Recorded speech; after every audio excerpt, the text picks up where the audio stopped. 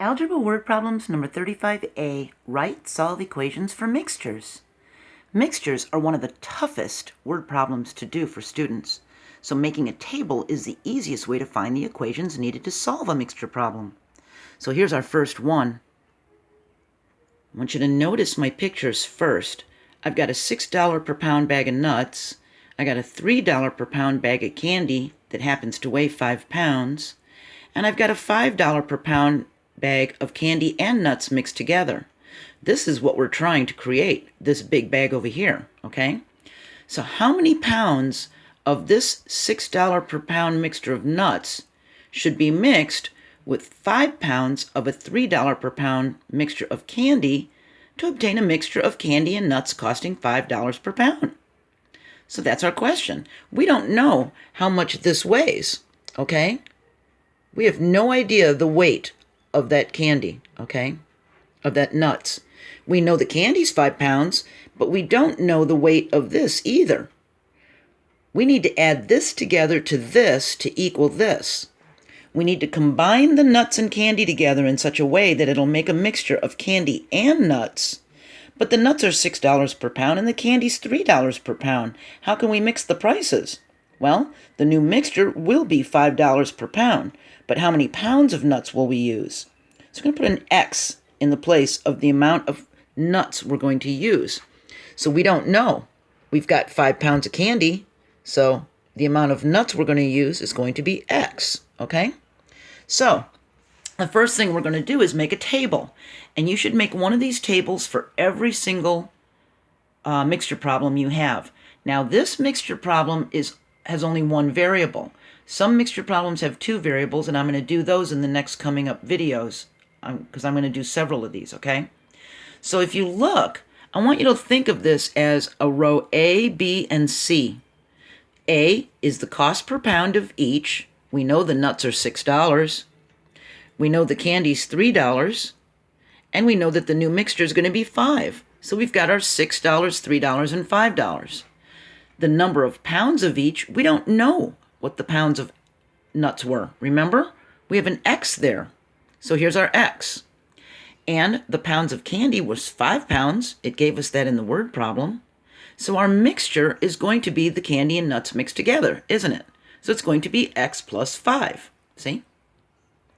And now down here, what we're going to do is multiply going down.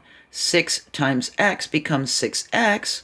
3 times 5 becomes 15. They get added together. And 5 times X plus 5. So now we have our equation. 6X plus 15 equals 5X plus 5. Okay? Now row C gave us this equation, 6X plus 15 equals 5X plus 5. So the first thing we need to do is remove these parentheses from the right side, and we do that by multiplying by 5. We distribute it. 5x means 5 times x, okay? And then 5 times 5 is 25, so we get 5x plus 25 for the right side of the equal sign. You remember my mother bird feeding her babies in the parentheses nest? She takes turn going to each one. She doesn't skip one. She doesn't want one to starve, so you have to make sure you go to each one equally, okay? So now this is the right side of our equal sign, and we put it in. And we bring down our left side of the equal sign, the 6x plus 15, and that's our new equation, okay? Now we have to do part 2, section number 2. So here's the equation. 6x plus 15 equals 5x plus 25, and we're going to subtract 15 from both sides of the equal sign to start isolating x, because that's what we're trying to solve for. We're trying to figure out what x is, okay? So because this is a positive 15, we do a negative 15 from each side of the equal sign. Think of it like a scale. What we do to one side, we want to do to the other side. So that creates a 0 pair, and now this is gone.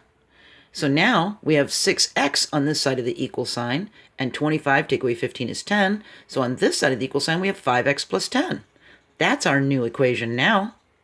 So now we're going to subtract 5x from both sides. To do the same thing we did up here, we're going to do it again.